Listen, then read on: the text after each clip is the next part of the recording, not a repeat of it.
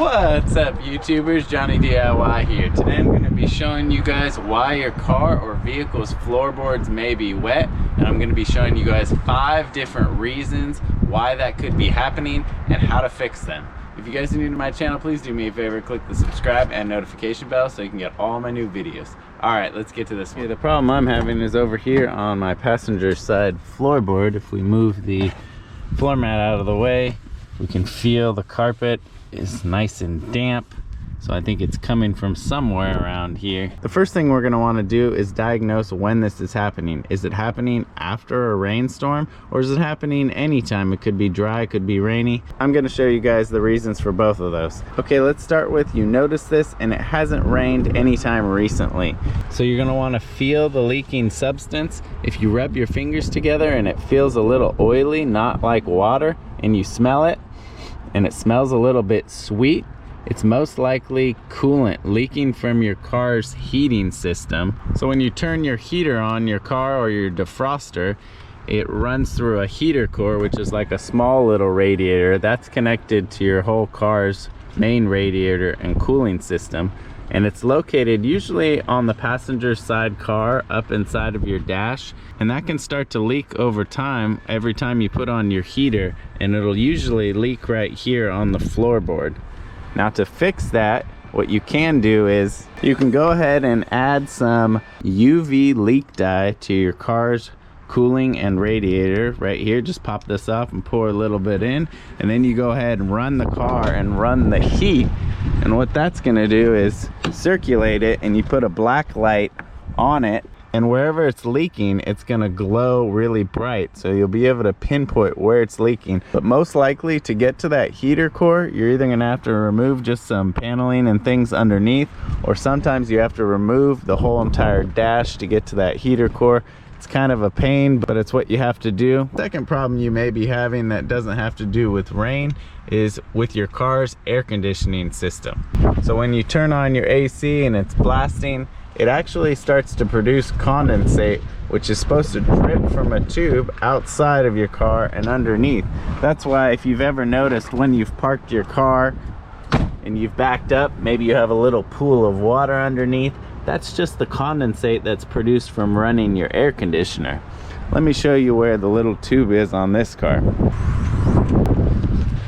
Down here. Kind of hard to see, but it's just a tube that comes right out of the firewall, and that drips the condensate and it goes on the floor. Many cars will have a little drain tube that goes down and just drips on the floor as that's produced. But if that tube becomes clogged with dirt and debris over time, it won't be able to leak, and it's gonna back up. It'll back up and it'll start to leak on your floorboards and carpet. So that's a pretty easy fix. You're gonna find the drain hole, and you're gonna stick either an air compressor hose or a can of air up it and try and shoot it out and clean that out.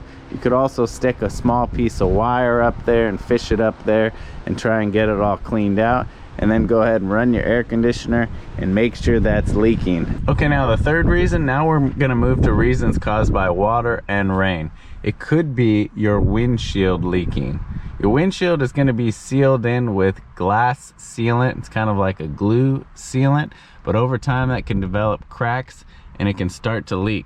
So say you may have a leak way up here, but what happens is, depending on the angle of where you're parked, the leak can do different things. If you're leaned this way, a leak here could show up on the driver's side floorboard. If your car's a little lean to the right, it's going to show up on the passenger side floorboard. You're going to want to take a garden hose, and you're going to want to have someone out here running the garden hose all the way around the outside of your windshield. And the actual gasket is located underneath this trim ring.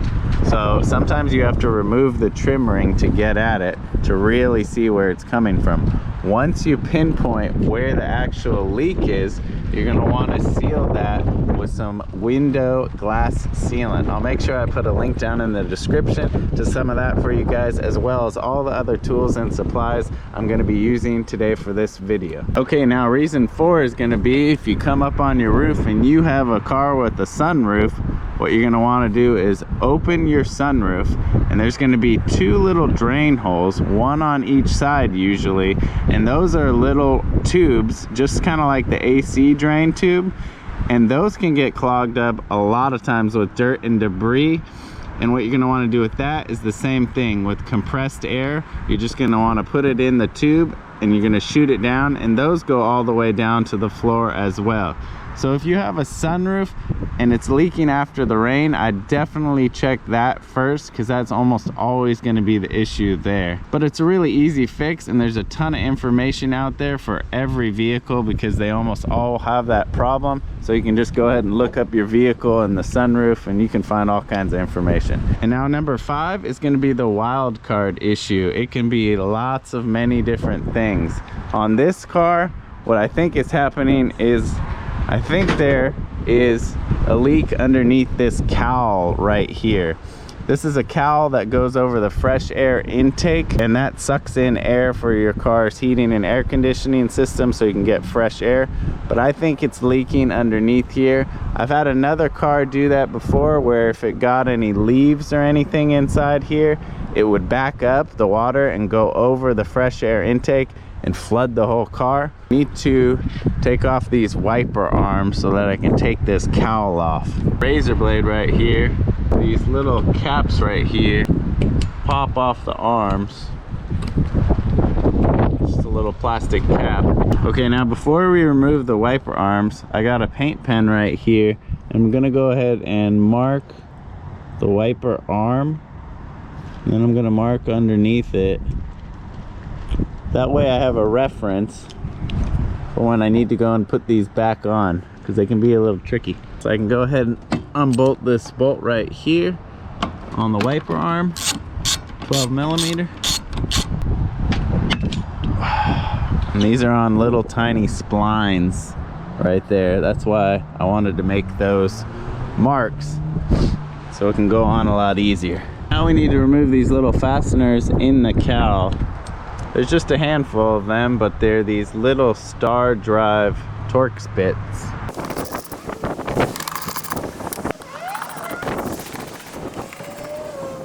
Oh, there's more pieces, I forgot. There's some more of these little clips we have to take off on the inside.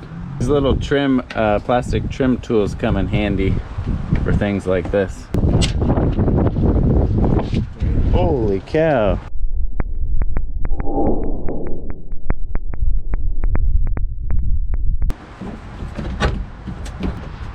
Push it up and out. Now give yourself a moment to clean up all the leaves and debris. Probably gonna be pretty dirty. Okay, now how this works is when it rains, water comes down your windshield and goes into these openings in the cowl underneath that plastic piece, and the water comes to either side and drains, and it drains down the side of the fenders on both sides. And you're gonna wanna check inside your door right here at the bottom of your fender right here. There's sometimes this little plastic cover, but what happens is lots of debris and leaves and stuff can clog up the inside of your fender, and if that happens, the water can't drain fast enough from the sides and it can start backing up, and that can cause leaks. So you're going to want to clean the bottom of those fenders to make sure it's draining.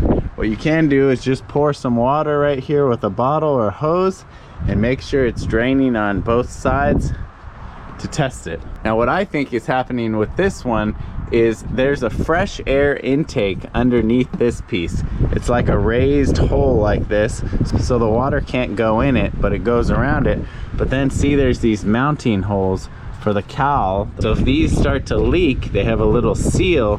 It'll drip right into that opening of the fresh air intake, and then it'll leak right on the passenger side floorboard. Okay, so I ended up doing a test to make sure these grommets are the things that are leaking. I just went ahead and put some duct tape over them, and there was a big rainstorm last night and it's all dry inside, so I'm guessing it's one of these. Another day of rain and I left those taped up, but bad news.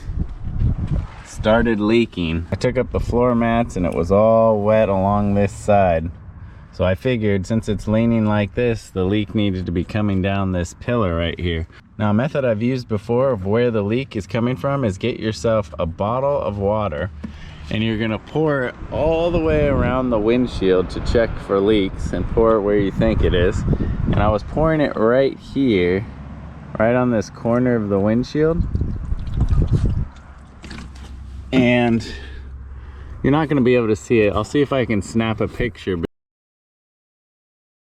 I was able to trace it up there by doing a little detective work over here. I saw some water staining and rust staining right here, and I just kind of traced it back up. Just so happened to be bad luck because, like I said, this is a common fix on these old Tundras, and I'd already fixed it once and I just assumed it was that, and it's right next to it, right there. Just pouring it right here. That little rust stain I showed in the picture, it's weeping right down that. Okay, I'm gonna clean all that area up that I'm gonna be putting the sealant with some rubbing alcohol. Now, the real proper way to do this would be to take it to an automotive glass shop. They'd remove this whole windshield, put new sealant around it, drop it back in. That's how they do it from the factory, or if you were to replace it. But I've done this exact fix in the past before on cars, and it's worked for years and years and years. So on an older car like this, it's just not worth it unless maybe you had a big crack in your windshield or a bunch of chips. You may as well just go ahead and have it replaced. But this will save you some money and get you dried in if you don't have it. So I'm gonna seal up that corner, and then I'm just gonna go ahead and seal up the rest of this bottom of this windshield too, now that I have it open, just in case there's any other leaks that are creeping up behind that one. May as well get to them now.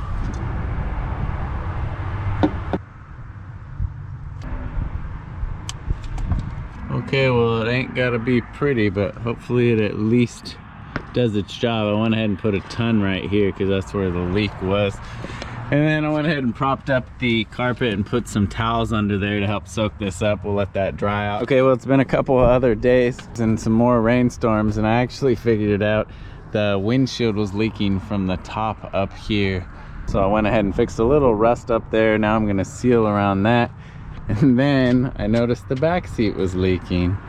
So I'm gonna seal up around here too. Looks like it's leaking from there.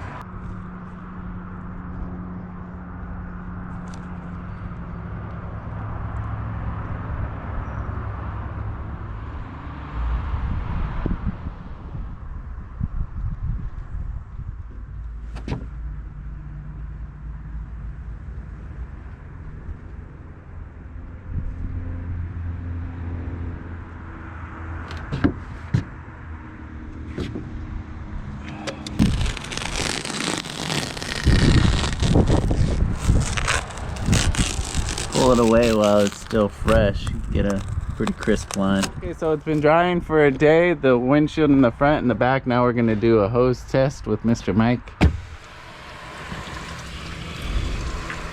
Now let's check this corner. Now we're gonna check out the bottom of the windshield first. Put that little cowl back in that goes underneath the windshield. This is always fun.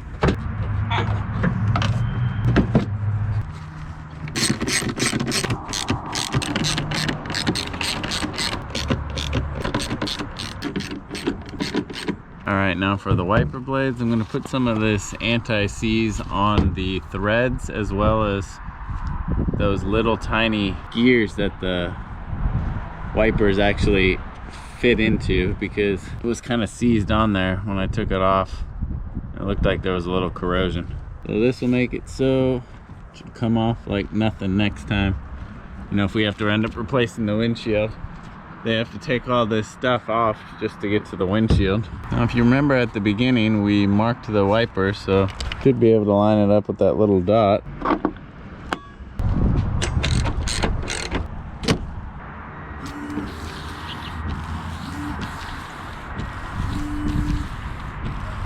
Look good. Don't forget those little trim caps. Okay, so I got that back seal all finished up and cleaned up. It looks really nice. Put the interior all back together and retested it. No more leaks. That's awesome. And the front windshield, that seal came out really nice with the tape job that I did.